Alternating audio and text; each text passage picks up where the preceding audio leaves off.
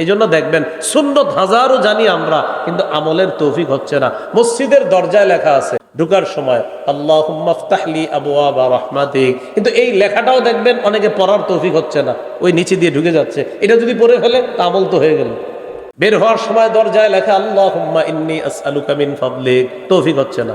অজুখানার মধ্যে লেখা অজুর শুরুতে পড়তে হয় বিসমিল্লাহ আলহামদুলিল্লাহ, এই লেখাটা অনেকের চোখে পড়ে না, কেন?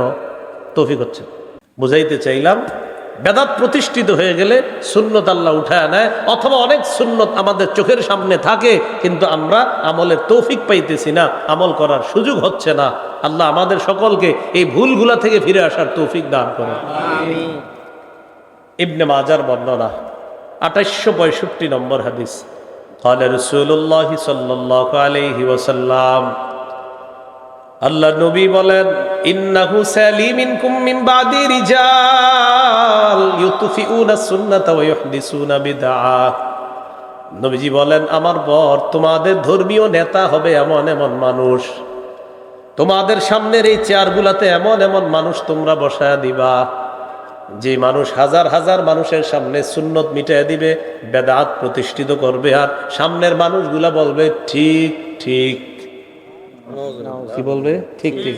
মানে এখানে বসে এরকম হাজার হাজার মানুষের সামনে বলবে যে সুন্নত মিটাইয়া দিবে, আর বেদাত প্রতিষ্ঠিত করে বলবে অমুকরা বলে এটা নাকি বেদাত। মানে বেদাতটা বইলা বলে অমুকরা বলে এটা নাকি বেদাত, বেদাতটা বইলা কি বলে অমুকরা বলে এটা নাকি কি। তখন কিভাবে দলিলগুলো দেয়? ভাই বলেন আপনার দাদা এটা করে নাই, বলেন তো আমাদের অমুক শাহ এটা করে নাই, অমুকে এটা করে নাই, এগুলা দলিল দিচ্ছে। এগুলা কি দলিল? আমি আপনাদের সামনে এতক্ষণ কি এগুলা বলছি? নবী বলে দিয়েছেন তোমাদের ধর্মীয় নেতা এমন মানুষ হবে সরাসরি সুন্নত মিটাইয়া দিবে, বেদাত জিন্দা করবে, বেদাত প্রতিষ্ঠিত করবে, এরকম তোমাদের ধর্মীয় নেতা হবে।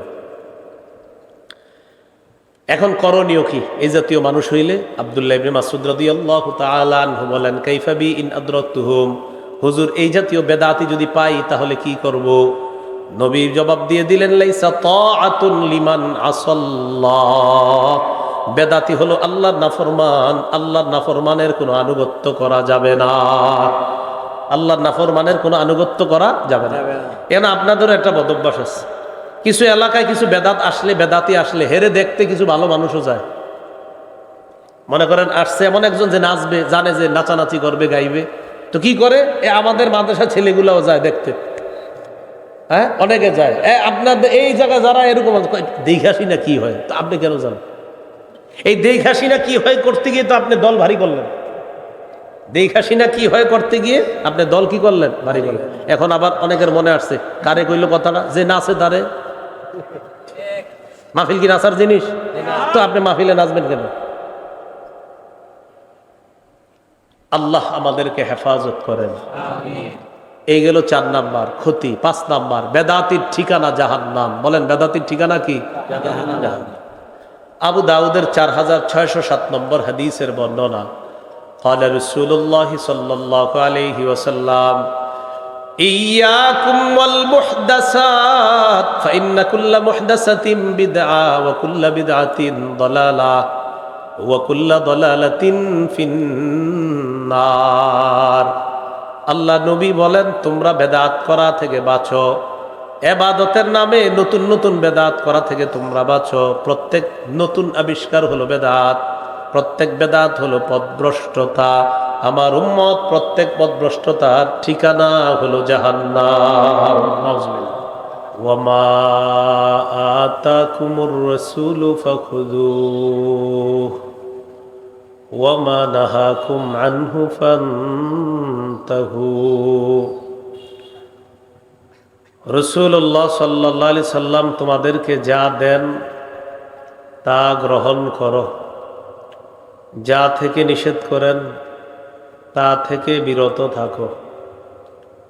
ওয়াত্তাকুল্লাহ, তোমরা আল্লাহ তাআলাকে ভয় করো। ইন্নাল্লাহা শাদীদুল ইকাব, নিশ্চয় আল্লাহ তাআলা কঠিন শাস্তি দাতা। হাদিসের মধ্যে রাসূলুল্লাহ সাল্লাল্লাহু আলাইহি সাল্লাম বলেন, মা তারাকতু শাইআন মিম্মা আমারাকুমুল্লাহ ইল্লা ওয়াকাদ আমারতুকুম বিহি। আল্লাহ তাআলা তোমাদেরকে যত আদেশ করেছেন এমন কোনো আদেশ বাকি নাই যা আমি তোমাদেরকে আদেশ করি নাই, একটা আদেশও আমি তোমাদের কাছে পৌঁছাইতে বাদ রাখি নাই। আল্লাহর সবগুলা আদেশ তোমাদেরকে পুঙ্খানুপুঙ্খানুভাবে আমি নবী পৌঁছে দিয়েছি। ওয়ালা তারাকতু শাইআন মিম্মা নাহাকুমুল্লাহু আন ইল্লা ওয়াকাদ নাহাইতুকুম আন। আল্লাহ তাআলা তোমাদেরকে যত নিষেধ করেছেন একটা নিষেধও তোমাদের কাছে পৌঁছাইতে আমি বাদ রাখি নাই। আল্লাহর সমস্ত নিষেধাজ্ঞাগুলো আমি নবী তোমাদের কাছে যথাযথভাবে পৌঁছে দিয়েছি। তাহলে আদেশ নিষেধ সব পৌঁছে দিয়েছে। এই সবগুলা মিলিয়ে আল্লাহ তাআলা আমাদের নবীকে একটা শরীয়ত দিয়েছেন আমাদের জন্য। এটার নাম হলো পূর্ণাঙ্গ শরীয়ত। বলেন তো কি শরীয়ত? সূরাতুল মাইদার ৩ নম্বর আয়াতে আল্লাহ তাআলা বলেন, আল-ইয়াওমা আকমালতু লাকুম দীনাকুম, আজ আমি তোমাদের জন্য তোমাদের দিন পূর্ণাঙ্গ করে দিলাম। তাহলে নবী আমাদের কাছে যে দিন রেখে গিয়েছেন এটা কি? সবাই বলেন এটা কি দিন? এখন এই পূর্ণাঙ্গ দিনের উপর চলার জন্য সবাই চেষ্টা করতে রাজি আছেন ইনশাআল্লাহ? কি দিন? পূর্ণাঙ্গ দিন। পূর্ণাঙ্গ দিনে চলবো কিভাবে? নবীর অনুসরণ করতে হবে, নবীর নাফরমানি করা যাবে না।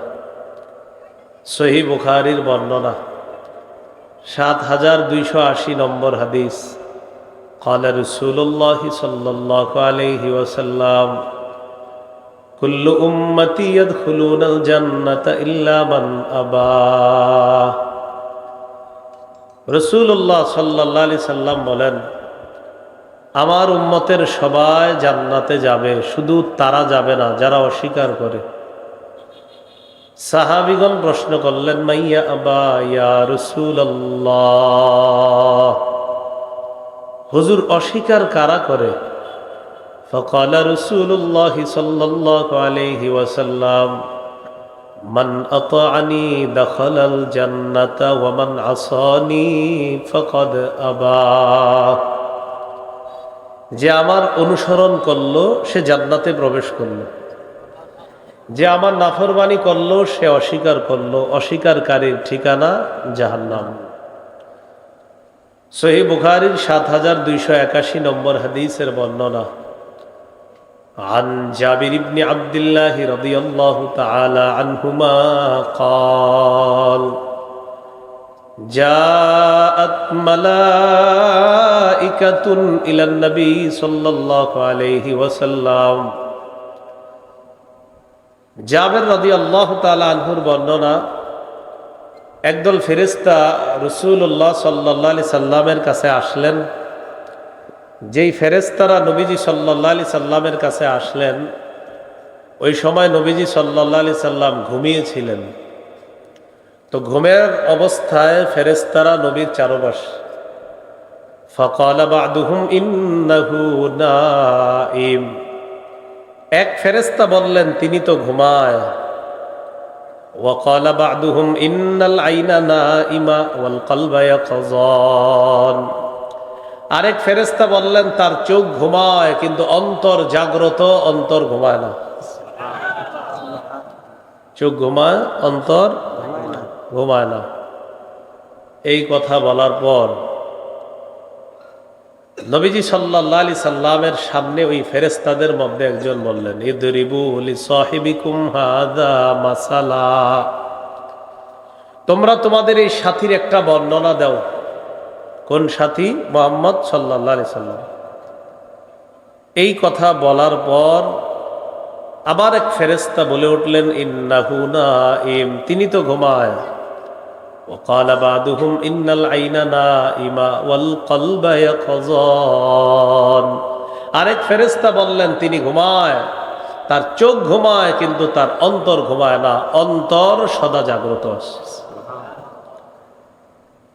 এটা বলার পর এবার ফেরেশতারা বললেন, মাসালুহু কামাসালি রাজুলিন বানা দারা ওয়াজআলা ফিহা মা'দুবা ওয়া বা'আসা দাঈয়া।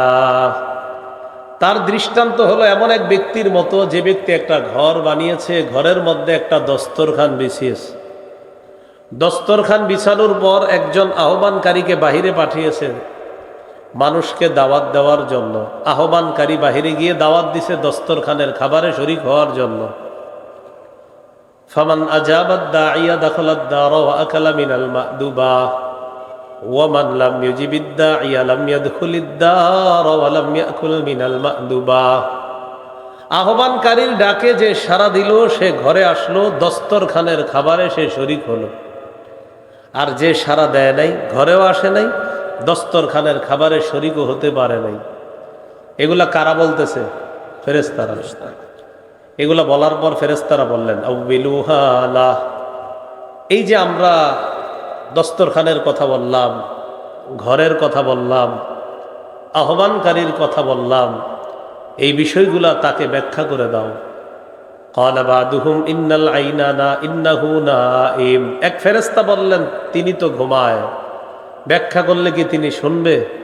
আরেক ফেরেশতা জবাব দিলেন, ইন্নাল আইনা নাঈমা ওয়াল কলবা ইয়াকযান। তার চোখ ঘুমায়, অন্তর জাগ্রত আছে, আমরা ব্যাখ্যা করলে সমস্যা নাই, তিনি শুনবে। এবার ব্যাখ্যা শুরু। ফেরেশতারা ব্যাখ্যা করতে লাগলেন, ফাদ্দারু আল জান্নাহ। ঘরের দৃষ্টান্ত হলো আল্লাহর জান্নাত। ফাদ্দাঈ মুহাম্মাদুন সাল্লাল্লাহু আলাইহি ওয়াসাল্লাম। আহ্বানকারী অন্য কেউ নয়, তিনি হলেন মুহাম্মদ সাল্লাল্লাহু আলাইহি ওয়াসাল্লাম। যারা তার অনুসরণ করলো তারা তার ডাকে সাড়া দিল, আর যারা তার ডাকে সাড়া দিবে তারাই জান্নাতে প্রবেশ করবে। এই দস্তরখানের নিয়ামত তারা গ্রহণ করবে। যারা তার ডাকে সাড়া দিবে না, তারা তার নাফরমানি করলো, ঘরেও যেতে পারবে না, দস্তরখানের খাবারেও তারা শরীক হতে পারবে না। আল্লাহ আমাদের সকলকে রাসূলুল্লাহ সাল্লাল্লাহু আলাইহি সাল্লামের আনুগত্যশীল উম্মত যেন আমরা হতে পারি, আল্লাহ তৌফিক দান করেন। রাসূলুল্লাহ সাল্লাল্লাহু আলাইহি সাল্লাম আরেকটা দৃষ্টান্ত দিচ্ছেন নিজেই। সহিহ বুখারী ৭২৮৩ নম্বর হাদিস। নবীজি বলেন, আমার দৃষ্টান্ত আর আমাকে আল্লাহ তাআলা যে হেদায়েত দিয়ে পাঠিয়েছেন, এটার দৃষ্টান্ত হলো এমন এক ব্যক্তির মতো, যে ব্যক্তি তার এলাকায় যায়, যাওয়ার পরে ওই এলাকায় গিয়ে বলে, ইন্নামা আনান নাযীরুল উরয়ান। আমি তোমাদের কাছে স্পষ্ট একজন সতর্ককারী, আমি তোমাদেরকে সতর্ক করতেছি। ইন্নী রাআইতুল জাইশা বিআইনাইয়া। আমি অমুক জায়গায় সশস্ত্র বাহিনী দেখে আসলাম। ফান্নাজা, তাড়াতাড়ি সবাই নিরাপদ জায়গায় চলে যাও, অন্যথায় তোমাদের উপর যে কোনো সময় তারা অতর্কিত হামলা চালাবে। আতাআহু তাইফাতুম মিনহুম। একদল তার কথা শুনছে, শোনার পর প্রয়োজনীয় সব কিছু নিয়ে তারা তাড়াতাড়ি নিরাপদ জায়গায় চলে যায়। ওয়াকাযযাবাহু তাইফাতুম মিনহুম। আরেক দল তার কথা শুনে নাই, তার কথা অবিশ্বাস করছে। রাতের বেলা ঘরের মধ্যে নিরাপদে আরামে ঘুমায়। সাব্বাহাহুমুল জাইশ। সশস্ত্র বাহিনী তাদের উপর রাতের বেলা হঠাৎ হামলা চালায়। হামলা চালানোর পর মানুষগুলা মারা যায়। বলেন তো, দুই দলের মধ্যে কারা সফল? যারা কথা শুনলো না শুনলো? যারা শুনছে তারা নিরাপদ, সঠিক জায়গায় চলে গেছে। এগুলা ফেরেশতারা বলতেছে। তার দৃষ্টান্ত হলো এমন, যারা তার কথা মানবে ওই মানুষগুলা নিরাপদ ঠিকানা, আল্লাহর জান্নাতের মেহমান হয়ে যাবে। আর যারা তার কথা মানবে না, মুহাম্মদ সাল্লাল্লাহু আলাইহি সাল্লামের কথা মানবে না যারা, তাদের ঠিকানা হবে জাহান্নাম। আল্লাহ আমাদের সকলকে নবীজির যেন পূর্ণ আনুগত্য আমরা করতে পারি, আল্লাহ তৌফিক দান করেন। রাসূলুল্লাহ সাল্লাল্লাহু আলাইহি সাল্লাম আমাদের কাছে পূর্ণাঙ্গ দ্বীন রেখে গেলেন। এই দিন পালন করতে গিয়ে আমাদের কিছু ভুল ভ্রান্তির কারণে কিছু ভুল হয়ে যায় শিরিক, আর কিছু ভুল হয় বেদাত।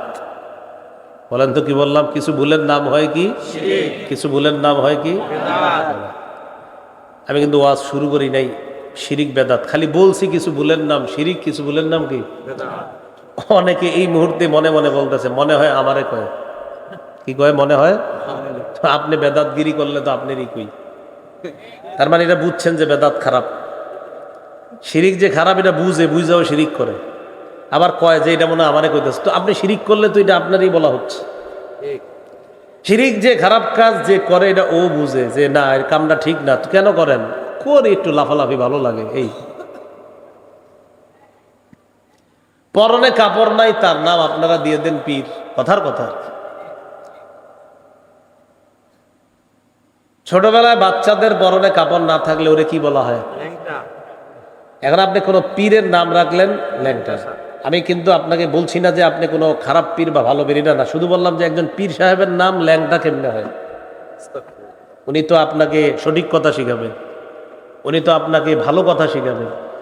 তো যার নামটাই দিলেন কি, তো উনি আপনাকে কি শিখাবে? এই জন্য আমি আর কি বললাম কথাটা, যে এটা তো সৌন্দর্যতা আছে। পীর সাহেব একটা সম্মানের, একটা ভদ্রতার জায়গা, একটা সম্মানের জায়গা, একটা মর্যাদা। পীর মানি শুনলেই অন্তরের মধ্যে একটা এরকম কাজ করে, একটা ভালো মানুষের ছবি ফুটে ওঠে। হাফিজজি হুজুরের নামটা শুনলে আপনাদের এলাকার এই মুহূর্তে সবার ভিতরে একটা ভদ্রতা শ্রদ্ধার বিষয় ফুটে ওঠে, যে হাফিজজি হুজুর মানে একটা সম্মানিত ব্যক্তি। তো বুঝাইতে চাইলাম, একজন পীর, একজন আল্লাহর ওলি, তার কথা শুনলে, তাকে পড়লে, তাকে দেখলে, তার ব্যাপারে কিছু লেখাপড়া যদি আমরা পড়ি পাতায় পাতায়, দিলের মধ্যে তার ব্যাপারে আলাদা একটা শ্রদ্ধা কাজ করে, একটা ভক্তি, একটা ভালোবাসা কাজ করে। এই মানুষগুলা হলো খাঁটি পীর, আল্লাহওয়ালা। কিন্তু আপনি শুরুতে একজনে বললেন হুজুর আমার পীর সাহেব কিন্তু ল্যাংটা থাকে, তো এটা আপনি কেমন কথা বললেন? এটা আপনি একটু না শরীয়তে না জিজ্ঞাসা, আগে আকললি জিজ্ঞাসা করেন। শরীয়ত তো হারাম বলবেই, এবার আপনার কি মাথায় কি কিছু নাই ওটারই জিজ্ঞাসা করেন। শরীয়ত বলবে হারাম, কিন্তু একটু মাথায় তো আপনি জিজ্ঞাসা করবেন যে প্রিয় আকল তুমি কি বলো। আপনি নিজেরে বলবেন প্রিয় আকল তুমি কি বলো। তো বলছিলাম, পূর্ণাঙ্গ শরীয়ত পালন করতে গিয়ে আমাদের কিছু কর্ম, যে কর্মগুলা শিরিক পর্যন্ত পৌঁছে, আর কিছু কর্ম এটা বেদাত পর্যন্ত চলে যায়। শিরিক বড় জুলুম। বলেন শিরিক কি জুলুম? বড় জুলুম। সূরা লুকমানের 13 নম্বর আয়াতে আল্লাহ বলেন, وَإِذْ قَالَ لُقْمَانُ لِابْنِهِ وَهُوَ يَعِظُهُ يَا بُنَيَّ لَا تُشْرِكْ بِاللَّهِ إِنَّ الشِّرْكَ لَظُلْمٌ عَظِيمٌ। স্মরণ করুন ওই সময়কে লোকমান হাকিম যখন তার সন্তানকে বললেন, হে প্রিয় সন্তান, আল্লাহর সাথে শিরিক করো না, শিরিক সবচেয়ে বড় জুলুম, শিরিক মহা জুলুম। আমি তার গায়ে আঘাত করলাম, এটা জুলুম। আমি এই জায়গায় কারো গায়ে আঘাত করলাম, এটা জুলুম। এর চেয়ে বড় জুলুম শিরিক করা। আমি কারো টাকা পয়সা আত্মসাৎ করলাম, এটা জুলুম। ডাকাতি করলাম, এটা জুলুম। অন্যায় করলাম, এটা জুলুম। ডাকাতি করলে তাকে শাস্তি দেওয়া হয়, চোর চুরি করলে তাকে শাস্তি দেওয়া হয়।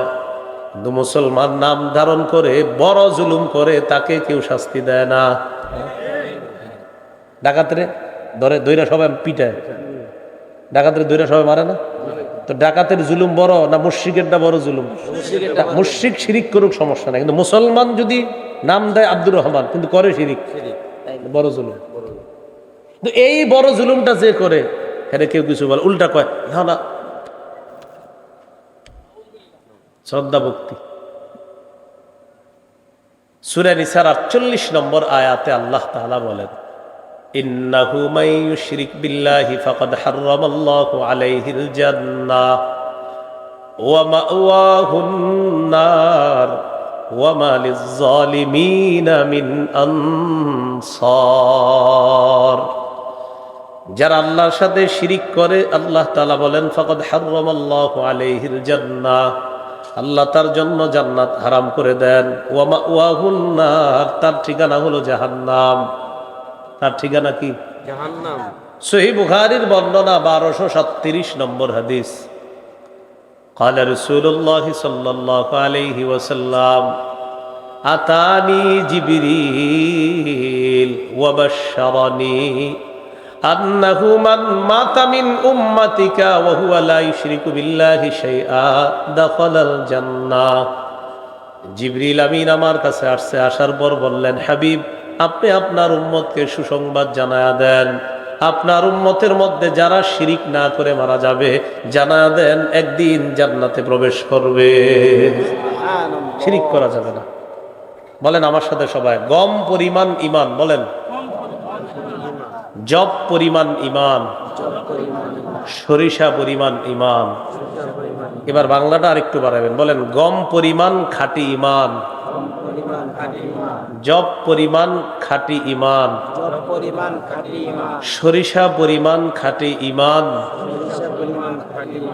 যদি কারো অন্তরে থাকে, এই ব্যক্তি বিভিন্ন মেয়াদে জাহান্নামে সাজা ভোগ করলেও কম বেশি সময় অথবা লম্বা সময় জাহান্নামে সাজা ভোগ করার পরেও সরিষা পরিমাণ খাঁটি ইমানের কারণে একদিন জান্নাতে প্রবেশ করবে। কোথায় প্রবেশ করবে? জান্নাতে। সহিহ বুখারীর 44 নম্বর হাদিস। قال رسول الله صلى الله عليه وسلم يخرج من النار من قال لا إله إلا الله وفي قلبه وزن شعيرة من خير ويخرج من النار من قال لا إله إلا الله وفي قلبه وزن برة من خير ويخرج من النار من قال لا إله إلا الله وفي قلبه وزن ذرة من خير।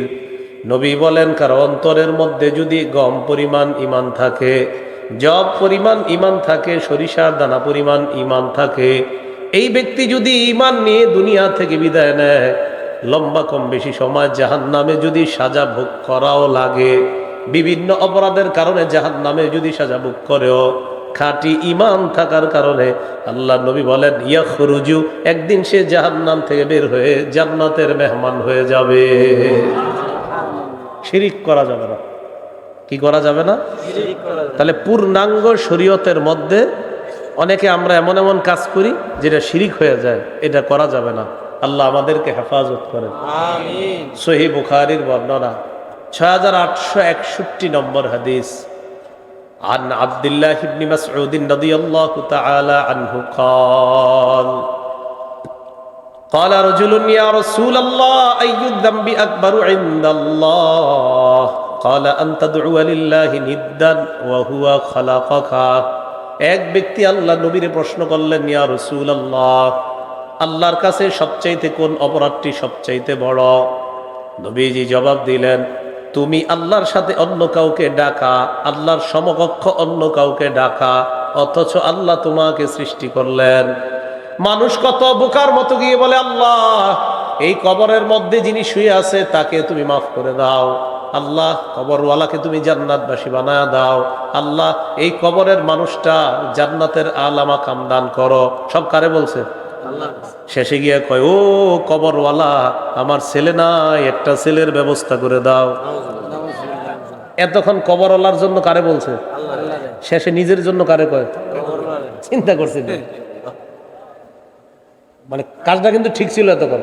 আল্লাহ মাফ করেন, আল্লাহ জান্নাত দেন, আল্লাহ উঁচা মাকাম দেন, আল্লাহ আমার উস্তাদ ছিলেন, তিনি আমার পীর ছিলেন, আমার শায়েখ ছিলেন, আল্লাহ তার মাকাম আরো বাড়ায় দেন, সবকিছু আল্লাহরে বলছে। শেষে গিয়া কয়, বাবা আমার স্ত্রীর 10 বছর সন্তান হয় না, এটা সন্তানের ব্যবস্থা করে দেন। কি হয়ে গেল বিষয়টা? এই তো, এটা শিরিক হয়ে গেল। আল্লাহ আমাদেরকে হেফাজত করেন। অথচ আল্লাহ তাআলা সূরা শুরার 49-50 নম্বর আয়াতে বলেন, লিল্লাহি মুলকুস সামাওয়াতি ওয়াল আরদ, আসমান জমিনের রাজত্ব আল্লাহর। ইয়াখলুকু মা ইয়াশা, আল্লাহ যা চান তা সৃষ্টি করেন। ইয়াহাবু লিমান ইয়াশাউ ইনাসা, আল্লাহ যাকে চান তাকে কন্যা সন্তান দান করেন। ওয়াহাবু লিমান ইয়াশাউ যুকুর, যাকে চান তাকে ছেলে সন্তান দান করেন। আও ইউযাওয়িজুহুম যুকরানা ওয়া ইনাসা, যাকে চান তাকে ছেলেও দান করেন মেয়েও দান করেন। ওয়াজআলু মান ইয়াশাউ আকীমা, যাকে চান তাকে ছেলেও দেন না মেয়েও দেন না, ওই নারীটাকে বন্ধা রেখে দেন। এই ক্ষমতা কার? ছেলে মেয়ে দেয় কে ভাই? মেয়ে হতে থাকবে কার ক্ষমতা? ছেলেই হবে কার ক্ষমতা? ছেলেও হবে মেয়ে হবে, ক্ষমতা কার? ছেলে মেয়ে কিচ্ছু হবে না, এই চাও কার? আল্লাহ। তো এই যে আমাদের ভুলগুলা এইভাবে হয়ে যায়, এই ভুলগুলার কারণে শিরিক হয়। আল্লাহ এই শিরিক থেকে আমাদেরকে হেফাজত করেন। তো নবীজির প্রশ্ন করলেন সবচেয়ে বড় পাপ কোনটি? নবীজি বললেন, তুমি আল্লাহর সাথে অন্য কাউকেও সমকক্ষ হিসাবে ডাকা, অথচ আল্লাহ তোমাকে সৃষ্টি করেছেন, সে আল্লাহর সাথে তুমি অন্য কাউকে ডাকা।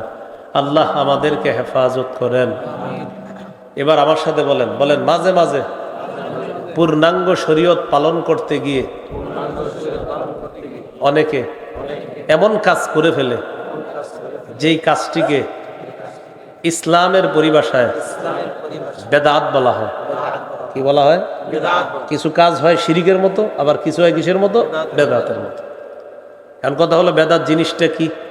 সহিহ বুখারীর বর্ণনা 2697 নম্বর হাদিস, 2697 হাদিসের বর্ণনাকারী আয়েশা সিদ্দিকা রাদিয়াল্লাহু তাআলা আনহা, عن عائشة الصديقة رضي الله تعالى عنها قالت قال رسول الله صلى الله عليه وسلم من أحدث في أمرنا هذا ما ليس فيه فهو رد। নবীজি বলেন, আমাদের এই পূর্ণাঙ্গ শরীয়তের মধ্যে কেউ যদি ইবাদতের নামে নতুন কোনো কিছু আবিষ্কার করে, এটা হলো বেদাত। আমাদের এই পূর্ণাঙ্গ শরীয়তের মধ্যে ইবাদতের নামে সওয়াবের আশায় যদি কেউ নতুন কোনো কিছু আবিষ্কার করে, এটার নাম হবে বেদাত। বেদাত প্রত্যাখ্যান করা হবে, বেদাত পরিত্যাজ্য, বেদাত পরিত্যাজ্য, বেদাত প্রত্যাখ্যান করা হবে। এবার একটা কঠিন প্রশ্ন, অনেকে বেদাত করে কইরা আইসা হুজুরদেরকে বলে, হুজুর আপনারা খালি কোন এটা বেদাত এটা বেদাত, এটা করলে তো আমার দিলে হিট আসে, চোখে পানি আসে। কি বলে?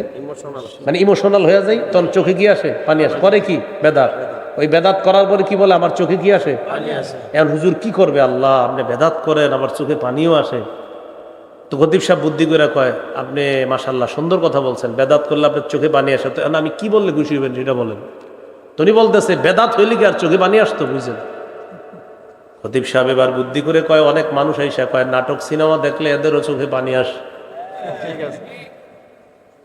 নাটক সিনেমা দেখে অনেকে ইমোশনাল হয়ে যায়, চোখে কি আসে? জায়েজ আছে পানি? এমনকি নাটক সিনেমা জায়েজ? তো বেটার তো কান্দে। একজনে নাটক সিনেমা দেখে কান্দতেছে, আইসা বলছে ভাই আমার চোখের পানি আসে নাটক সিনেমা দেখলে। তো চোখে তো পানি আসছে, তো এখন কি আপনি ফতুয়া দিয়ে দিবেন জায়েজ? বোঝা গেল নাটক সিনেমা দেখা চোখে পানি আসলো, ওই নাটক সিনেমা হারাম। বেদাতগিরি কইরা চোখে পানি আসলো, বেদাত হারাম। বেদাত কি?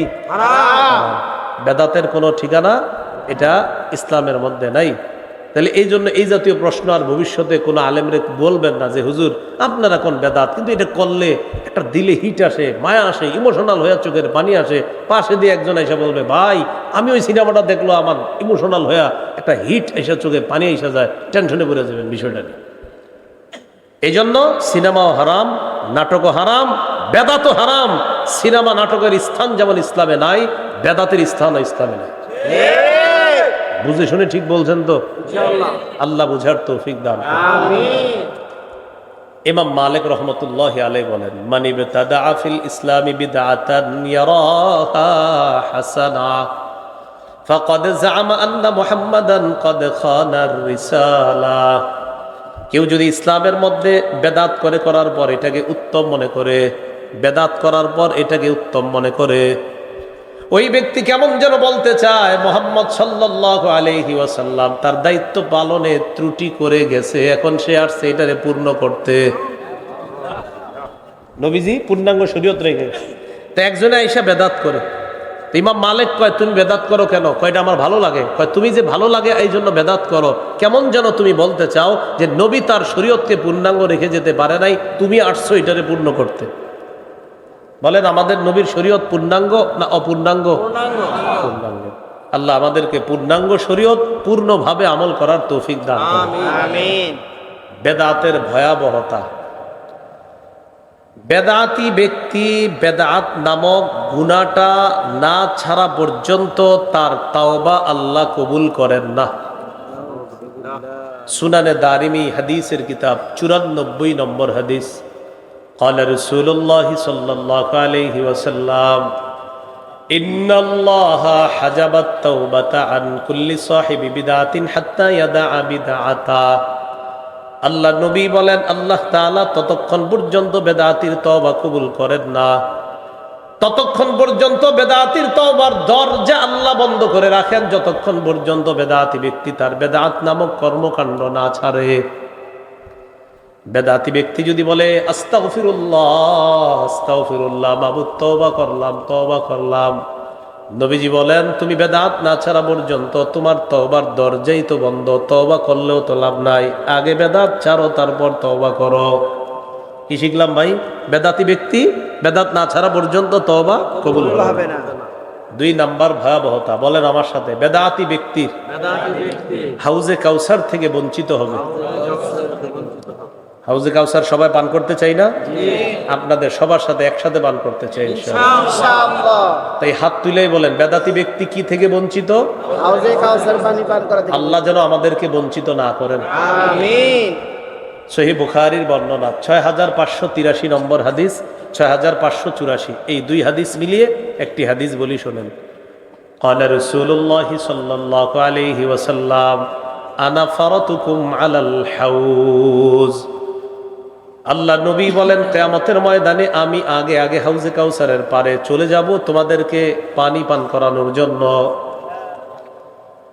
মান মাররা আলাইয়া শারিবা ওয়া মান শারিবা লাম ইয়াজমা আবাদা।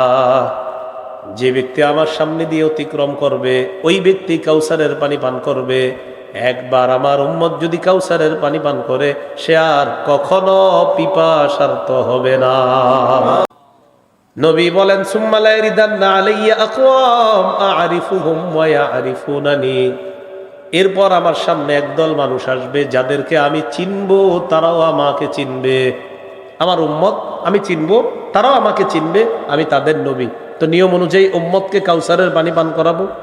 যেই মাত্র আমার সামনে আসবে পানি পান করাবো, ইউহালু বাইনি ওয়া বাইনাহুম, হঠাৎ দেখবো আমার মাঝে আর তাদের মাঝে মাঝখানে একটা প্রতিবন্ধকতা সৃষ্টি করা হয়েছে, একটা আড়াল দেওয়া হয়েছে। আমি আল্লাহকে বলবো ইয়া রাব্বি ইন্নাহুম মিন্নি, আল্লাহ এরা তো আমার উম্মত, আমি আমার উম্মতকে কাউসারের পানি পান করাবো। আল্লাহর পক্ষ থেকে জবাব দেওয়া হবে ইন্নাকা লা তাদরি মা আহদাসু বা'দাক। নবী আপনি জানেন না দুনিয়া থেকে বিদায় নিয়ে চলে আসার পর তারা ইসলামের মধ্যে নতুন নতুন কত ইবাদত চালু করছে আপনার জানা নাই।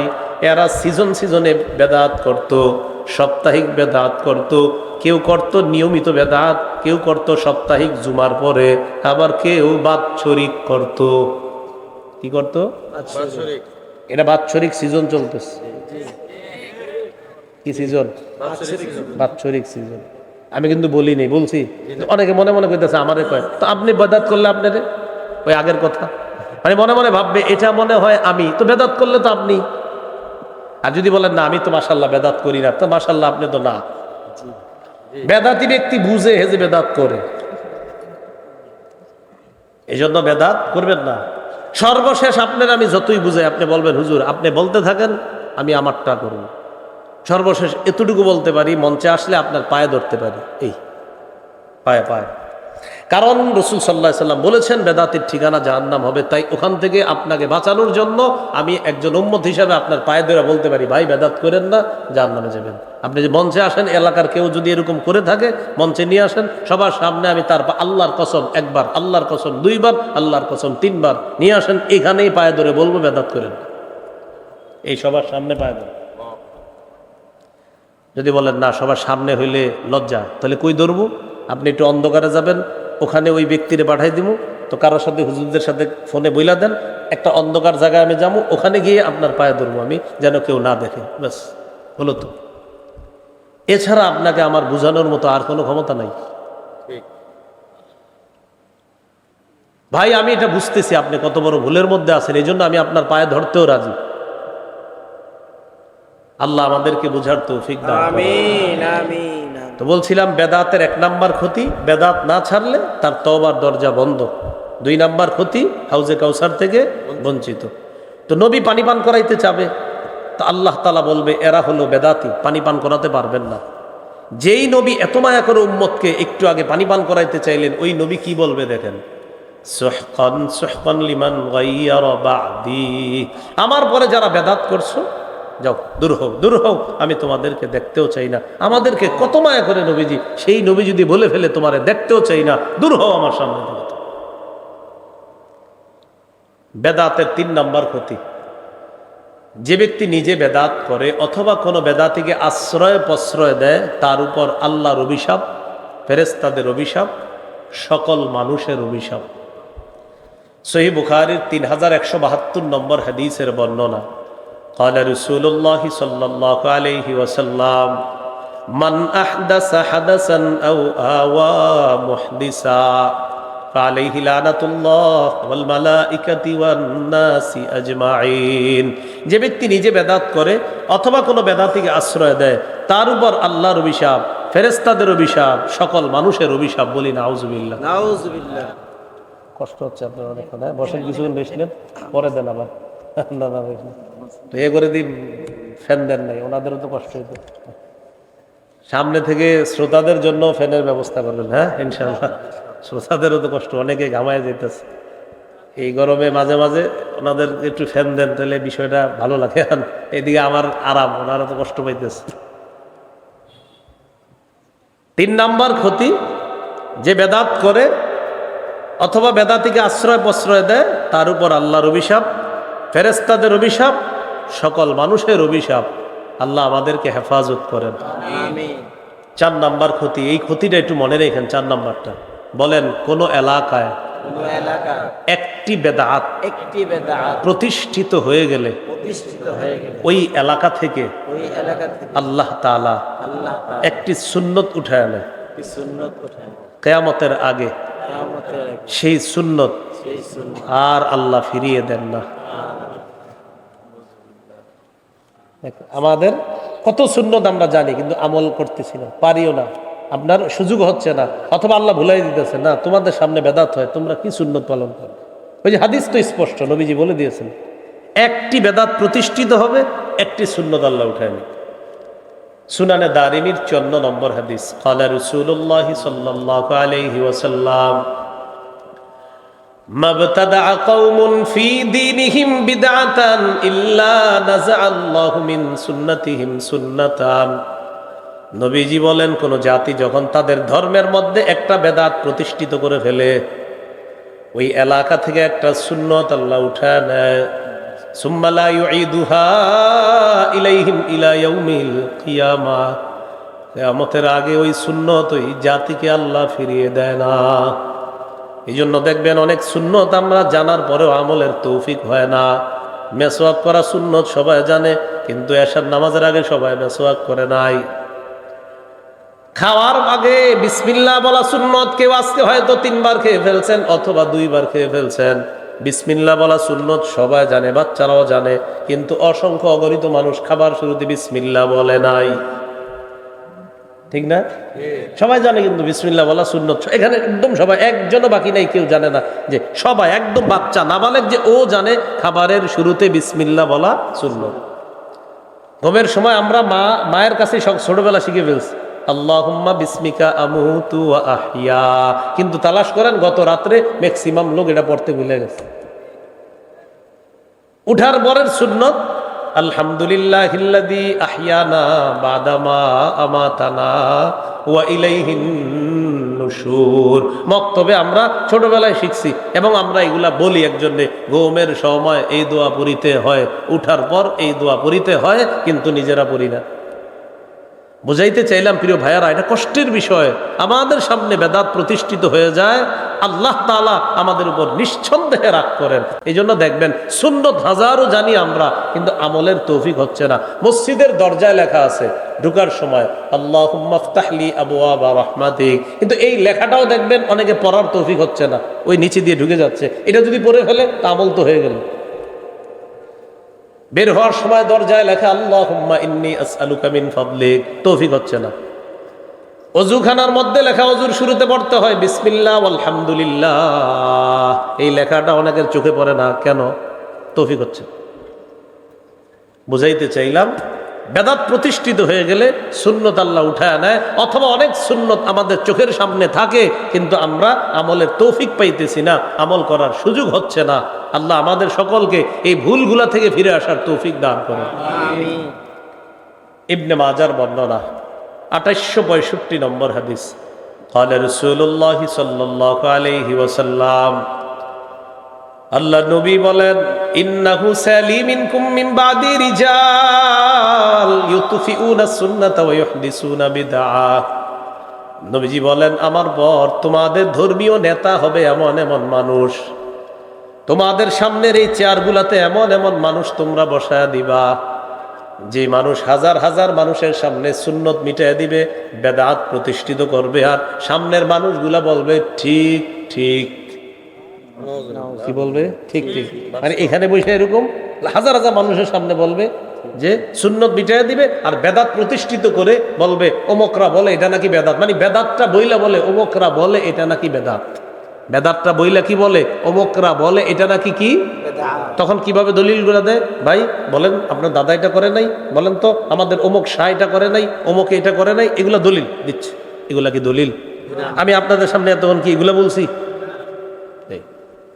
নবী বলে দিয়েছেন তোমাদের ধর্মীয় নেতা এমন মানুষ হবে সরাসরি সুন্নত মিটাইয়া দিবে, বেদাত জিন্দা করবে, বেদাত প্রতিষ্ঠিত করবে, এরকম তোমাদের ধর্মীয় নেতা হবে।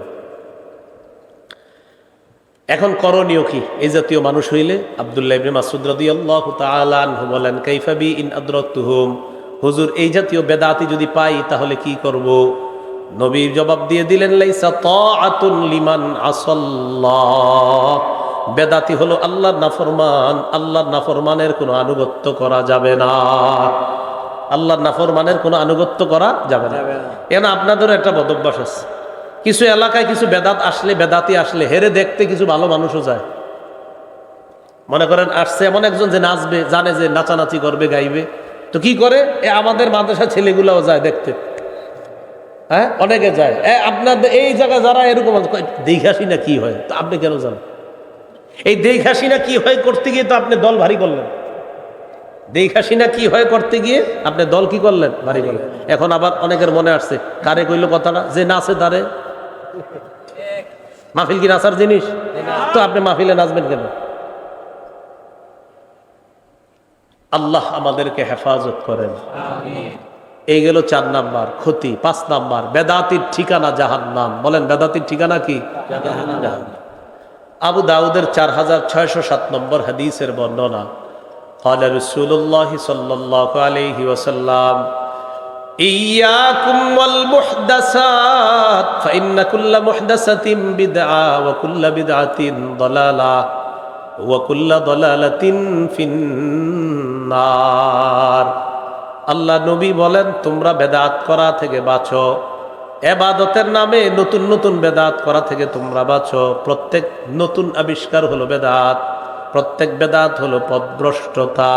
আমার উম্মত প্রত্যেক পথভ্রষ্টতার ঠিকানা হলো জাহান্নাম। এখন গুরুত্বপূর্ণ একটা আলোচনা করব, এটার আগে আমার সাথে কিছুক্ষণ একটু পড়াশোনা করেন। বলেন, আমরা কোন আল্লাহর অলির বিরোধী না, আমরা কোন অলির কবরের বিরোধী না, তবে কোন অলির কবরকে কেন্দ্র করে যদি শিরিক হয়, বেদাত হয়, গাজার আসর হয়, মেলা বসানো হয়, সেই শিরিক বেদাত, গাজার আসর আর মেলা বাজার আসর আর মেলা এগুলোর বিরুদ্ধে এগুলির বিরুদ্ধে আমরা আগেও ছিলাম, আগেও ছিলাম, এখনো আছি, এখনো আছি, মরণ পর্যন্ত থাকবো ইনশাআল্লাহ। মরণ পর্যন্ত থাকবো আমরা কি ইনশাআল্লাহ। অলিদের বিরোধী, জি না, কবরের বিরোধী? না। কবর কেন্দ্র করে শিরিক হলে, তার বিরুদ্ধে, বেদাত হলে, তার বিরুদ্ধে, গাজার আসর হলে, তার বিরুদ্ধে, মেলা বসানো হলে, তার বিরুদ্ধে। এই বিষয়টা না অনেকে বুঝতে চায় না। যেমন আমি যদি শিরিকের বিরুদ্ধে বয়ান করি, আমার ব্যাপারে প্রচারণা চালাবে আরিফ বিন হাবিব অলিদের বিরুদ্ধে। আমি কি অলির বিরুদ্ধে না শিরিকের বিরুদ্ধে? শিরকের বিরুদ্ধে। এই বিষয়টা স্পষ্ট করতে হবে, অলির বিরুদ্ধে না, শিরিকের বিরুদ্ধে। তো এটা কেন বলায় নিলাম, কারণ এখন আমি যে ওয়াজটা করবো এটা হলো কবর কেন্দ্রিক ওয়াজ। কি কেন্দ্রিক ওয়াজ? কবর। কবর কেন্দ্রিক কিছু বাড়াবাড়ি হয় আমাদের। আবার মূল কথায় আসতে হবে, নবী কি দিন রেখে গেছে, পূর্ণাঙ্গ না অপূর্ণাঙ্গ? এই পূর্ণাঙ্গ দিনের মধ্যে আছে কবর জিয়ারত করা সুন্নত। কবর জিয়ারত করা কি সুন্নত। এই কবরকে কেন্দ্র করে কিছু বাড়াবাড়ি এমন বেদাত আছে যেটা শিরিক পর্যন্ত পৌঁছায়। এই জাতীয় কিছু বিষয় আমরা জানি। সহিহ বুখারীর বর্ণনা 427 নম্বর হাদিস। হাদিসের বর্ণনাকারী আয়েশা সিদ্দিকা রাদিয়াল্লাহু তাআলা আনহা। عن عائشة الصديقة رضي الله تعالى عنها أن أم حبيبة وأم سلمة رضي الله تعالى عنهما ذكرتا كنيسة رأيناها بالحبشة فيها تصاوير। দেখেন আম্মাজান উম্মে হাবিবা উম্মে সালামা হাবশায় গেছে। হাবশায় গিয়ে গির্জা দেখছে, একটা গির্জা। কি দেখছে ভাই? গির্জা। গির্জা মানে একটা ধর্মীয় এবাদতখানা। তো এই গির্জা দেখা দেখি কি, গির্জার নিচে হলো আল্লাহর অলির কবর, উপরে হলো এবাদতখানা, আর এবাদতখানার ভিতরে হলো আল্লাহর অলির মূর্তি। কথাটা বুঝেন?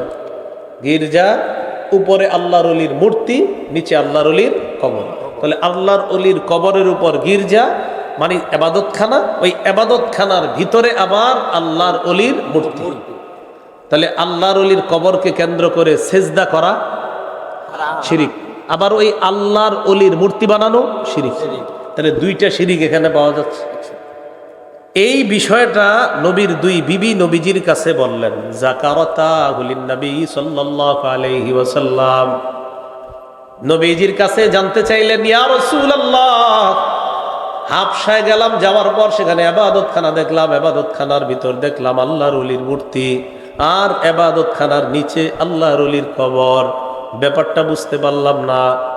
নবীজি বললেন, উলাইকা ইযা কানা ফীহিমুর রাজুলুস সালিহু ফামাতা বানাউ আলা কবরিহি মসজিদা। এরা হলো ওই সমস্ত মানুষ যাদের মাঝে কোনো ভালো মানুষ যখন মারা গেছে, মারা যাওয়ার পর তাকে তারা কবর দেয়, কবর দেওয়ার পর তার কবরের উপর তারা একটা সেজদার স্থান বানায়। আওয়াজ দিয়ে বলি নাউজুবিল্লাহ। নিচে কার কবর? অলির। উপরে সেজদার স্থান। ওয়াসাওয়ারু ফীহি তিলকা সুওয়ার, ওই সেজদার স্থানের মধ্যে ওই আল্লাহর অলির মূর্তি বসায় দেয়। নবীজি বলেন, উলাইকা শিরারুল খালকি ইনদাল্লাহি ইয়াউমাল কিয়ামা, কিয়ামতের ময়দানে তারাই হলো আল্লাহর কাছে সবচেয়ে নিকৃষ্ট জাতি। বলি নাউজুবিল্লাহ। যে মূর্তি বানায় নিকৃষ্ট জাতি, যারা সেজদার স্থান বানায় কবরের উপর, এদেরকে কি বললেন নবী? নিকৃষ্ট জাতি। তাহলে মূর্তি এগুলা শিরিক, এটি ইসলামের মধ্যে না। হ্যাঁ, অন্য ধর্মে যারা মূর্তি পূজা করে সেটা তাদের ধর্মীয় ব্যাপার। তো মুসলমান তাদের ধর্মের মধ্যে মূর্তি রাখতে পারে না, কারো মূর্তি বানাতে পারে না, কারো মূর্তি বানাতে পারে না। এই জন্য আল্লাহ তাআলার কি বিধান। হুজুররা আন্দোলন করছিল একটার জন্য, আল্লাহ তাআলা 90 ভাগ। তো এখন শোনেন, রাসূলুল্লাহ সাল্লাল্লাহু আলাইহি সাল্লাম বলেন, এরা হলো সবচেয়ে নিকৃষ্ট জাতি। ওনারা বলতেছে আপনাদের এলাকা না, ওনারা বলছে এটা ওনাদের এলাকারই। এবার দেখেন নবীজি কি বলে। মুসনাদে আহমদের বর্ণনা, ক্বালা রাসূলুল্লাহ সাল্লাল্লাহু আলাইহি ওয়াসাল্লাম, ইন্না মিন শিরারিন নাস মান তুদরিকুহুমুস সাআতু ওয়া হুম আহইয়া। পৃথিবীর মধ্যে সবচেয়ে নিকৃষ্ট মানুষ দুই জাতি। এক নাম্বার, যারা জীবিত থাকতে তাদের কাছে কিয়ামত আসবে, তারা সবচেয়ে নিকৃষ্ট। যারা জীবিত আর কিয়ামতটা আসবে তারা সবচেয়ে নিকৃষ্ট। দুই নাম্বার, ওয়াল্লাযীনা ইয়াত্তাখিযুনাল কুবুরা মাসাজিদা, যারা কবরকে সেজদার স্থান বানায় তারা হবে সবচেয়ে নিকৃষ্ট, বলি নাউজুবিল্লাহ, সবচেয়ে নিকৃষ্ট। নবীজি ইন্তেকালের 5 দিন আগের একটা হাদিস শোনাই, শোনামুনি। ইন্তেকালের 5 দিন আগের হাদিসটার গুরুত্ব কম না অনেক বেশি? সহিহ মুসলিমের বর্ণনা 1075 নম্বর হাদিস, মাদ্রাসার পাঠ্যপুস্তক অনুসারে 532 নম্বর হাদিস। এই হাদিসের মধ্যে আছে قال رسول الله صلى الله عليه وسلم, নবীজি বলেন, আলা ওয়া ইন্না মান কানা ক্বাবলাকুম ইত্তাখাযু কুবুর আমবিয়াইহিম ওয়া সালিহিহিম মাসাজিদা, তোমাদের পূর্বের জাতি তাদের নবী আর ওলিদের কবরকে সিজদার স্থান বানিয়েছে। আলা ফালা তাত্তাখিজুল কুবুর মাসাজিদা, তোমরা কবরকে সিজদার স্থান বানাবা না। আনহাকুম আন যালিকা, আমি নবী তোমাদেরকে মায়া করে বিষয়টা নিষেধ করে গেলাম। মায়া করে নবী আমাদেরকে নিষেধ করে যাচ্ছে ইন্তেকালের 5 দিন আগে, উম্মত কবরকে সিজদার স্থান বানায় না। অতীতের জাতি তাদের নবী ওলিদের কবরকে সিজদার স্থান বানিয়েছে, আমি নবী তোমাদেরকে বড় মায়া করি, এই কাজ তোমরা করো না, সিজদার স্থান বানায় না। কয়দিন আগে কথাটা বলছে ইন্তেকালের। এবার একটা হাদিস শোনাই, ইন্তেকালের দিনের হাদিস, যেদিন ইন্তেকাল করবে, তাহলে এটার গুরুত্ব আরো বেশি। সহিহ বুখারীর বর্ণনা 435 নম্বর হাদিস, লাম্মা নুজিলা বিরাসূলিল্লাহি সাল্লাল্লাহু আলাইহি ওয়াসাল্লাম, যেদিন নবীজি ইন্তেকাল করবে মুমূর্ষু অবস্থা,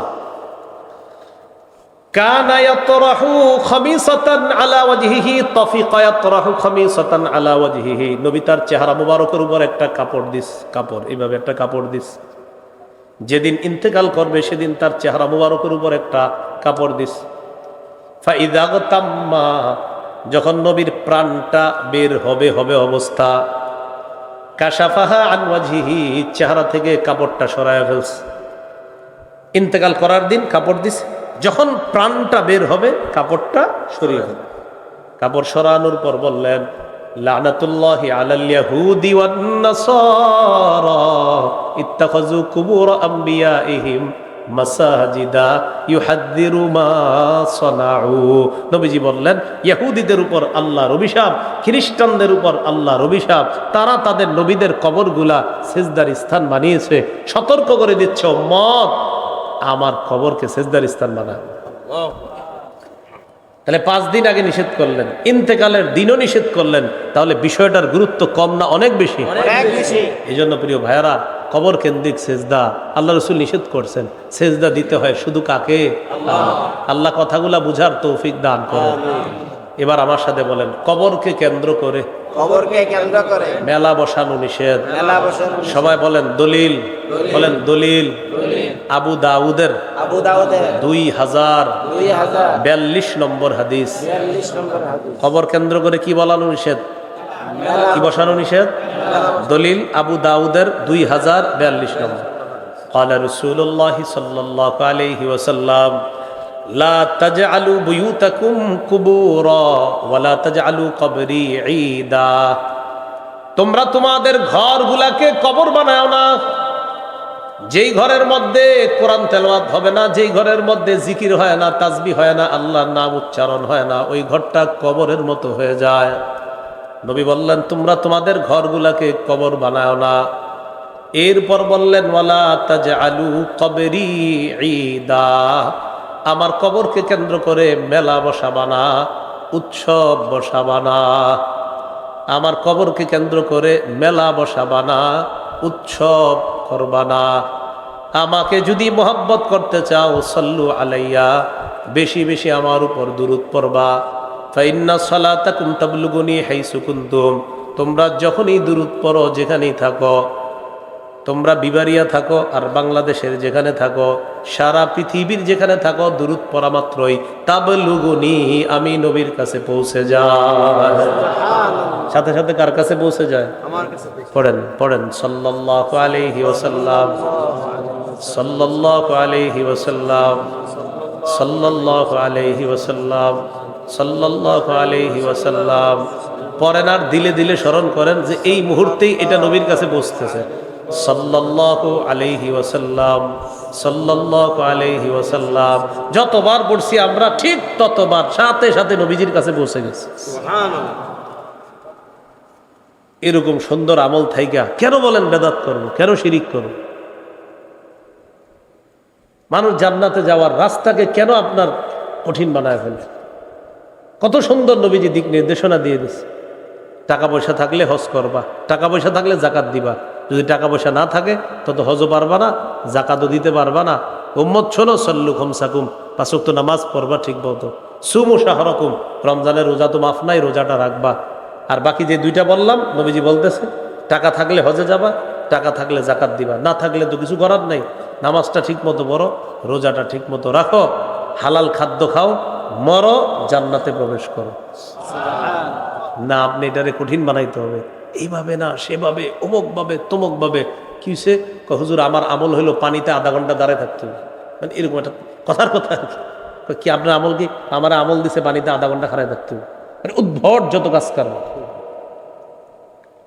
তো বলছিলাম সহজ বিষয়গুলা কঠিন বানাবো না। এবার আমার সাথে বলেন, কবরের উপর বসা যাবে না, কবর সামনে রেখে নামাজ পড়া যাবে না। আবু দাউদের বর্ণনা 3229 নম্বর হাদিস। ক্বালা রাসূলুল্লাহ সাল্লাল্লাহু আলাইহি ওয়াসাল্লাম, লা তাজলিসু আলাল কুবুরি ওয়া লা তুসাল্লু ইলাইহা। নবীজি সাল্লাল্লাহু আলাইহি ওয়াসাল্লাম বলেন, তোমরা কবরের উপর বসবা না, কবর সামনে রেখে তোমরা নামাজ পড়বা না। মসজিদের মাঝখানে মনে করেন কবর, কবরের ওই সামনে হলো কয়েক কাতার, পিছনে কয়েক কাতার, এইভাবে মাঝখানে আপনি কোনো কবর রাইখা নামাজ পড়া, এটা ঠিক না, এটা অন্যায়। বলতে চাইলাম কোনো ধরনের বেদাত আমরা করব না, কোনো ধরনের শিরকি কর্মকাণ্ডে আমরা লিপ্ত হব না। বলেন ইনশাআল্লাহ। রাজি আছি তো সবাই ইনশাআল্লাহ? তা নবীজি আমাদের কাছে শরীয়ত রেখে গেছে পূর্ণাঙ্গ না অপূর্ণাঙ্গ? পূর্ণাঙ্গ শরীয়তের মধ্যে কিছু কাজ শিরিক হয়ে যায়, কিছু কাজ বেদাত হয়ে যায়, এগুলো আমরা করব না। ঠিক আছে তো ইনশাআল্লাহ? আল্লাহ আমাদের সকলকে যে কথাগুলা শুনলাম বললাম আমল করার তৌফিক দান করেন। আজকের আমার এই আলোচনাগুলো আপনারা যাদের কাছে মিম্বরের আমানত আমার কিতাবটা আছে, 2য় খণ্ডে 80 নম্বর পৃষ্ঠার পরে এই আলোচনাগুলো পেয়ে যাবেন। মিম্বরে আমানতের 2য় খণ্ডের আলোচনায় শিরিক বেদাত কুফুর তাওহীদ সম্পর্কে। তো 2য় খণ্ডটা যাদের সংগ্রহ আছে ওখানে দেখে নেবেন, যাদের সংগ্রহ নাই ওরা অনলাইন থেকে সংগ্রহ করে নিতে পারেন। 6 খণ্ডে কিতাবটা, 1ম খণ্ডে সন্তানের 64টা অধিকার, 2য় খণ্ড শিরিক বেদাত কুফুর, 3য় খণ্ডে সুদ সম্পর্কে আলোচনা, সুদের কারবার না থাকলেও কিতাবটা একটু পড়েন, হ্যাঁ, 3য় খণ্ডটা। 4র্থ খণ্ড স্বামীর 24টা অধিকার, স্ত্রীর 19টা, 5ম খণ্ডে লা ইলাহা ইল্লাল্লাহর ব্যাখ্যা, 6ষ্ঠ খণ্ডে নামাজ সম্পর্কে আলোচনা। যাদের কিতাবটা প্রয়োজন অনলাইন থেকে নিয়ে নেবেন, এখানে গাড়িতেও মনে হয় আছে। যদি আমি যাওয়া পর্যন্ত গাড়িতে পান তাহলে গাড়ি থেকে সংগ্রহ করেন, গাড়িতে ওঠার পরে সুযোগ পাওয়া যাবে না। হ্যাঁ।